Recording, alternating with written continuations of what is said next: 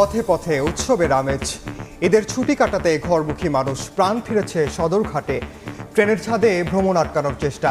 পদ্মা যমুনা সেতুর টোল প্লাজায় গাড়ির দীর্ঘ সারি। মহাসড়কে বেড়েছে যানবাহনের চাপ।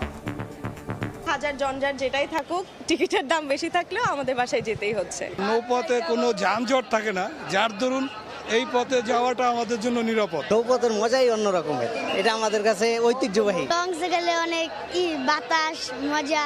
লঞ্চটা টাইমলি ছেড়ে দেয়, খুব আরামে যাওয়া যায়। গত ৩-৪ বছরের থেকে এবার এক্সপিরিয়েন্স বেশ ভালো এবং অর্গানাইজড ওয়েতে সব হচ্ছে। রাস্তায় জঞ্জাটের বিষয়টা অনেক নিয়ন্ত্রণ ছিল, আর আপনার ট্রেনের এখানে ব্যবস্থাপনাগুলো অনেক সুন্দর ছিল। দেখছিলেন প্রধান শিরোনাম। দুপুরের সময়ের সঙ্গে আছি আমি ওমর ইনান এবং আমি কনক আজাদ।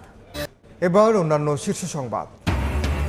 বাংলাদেশ চীন একটি চুক্তি ও ৮টি সমঝোতা সই। শান্তি ও স্থিতিশীলতায় বেইজিং এর সহযোগিতা চান প্রধান উপদেষ্টা ইউনুস। শি বৈঠক, ব্যবসায়ীদের বিনিয়োগের আহ্বান।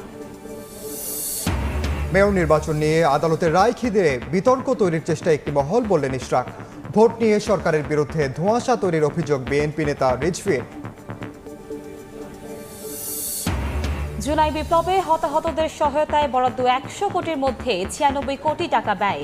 ঈদের পর বেসরকারি পর্যায়ে শুরু হবে তহবিল সংগ্রহ, জানালো ফাউন্ডেশন। ভুয়া ৪ জনকে আইনে সোপর্দ। ঢাকা, চট্টগ্রাম সহ দেশের বিভিন্ন স্থানে ভূকম্পন অনুভূত। উৎপত্তিস্থল মিয়ানমারের সাগাইংয়ে মাত্রা ছিল ৭। চীন, থাইল্যান্ডেও ভূমিকম্পে বেশ ক্ষয়ক্ষতি। এবং রমজানের শেষ শুক্রবারে জুমার নামাজ আদায়ে বায়তুল মোকাররমে মুসল্লির ঢল। পাপ মোচন ও পরকালীন মুক্তি লাভে জুমাতুল বিদায় বিশেষ দোয়া।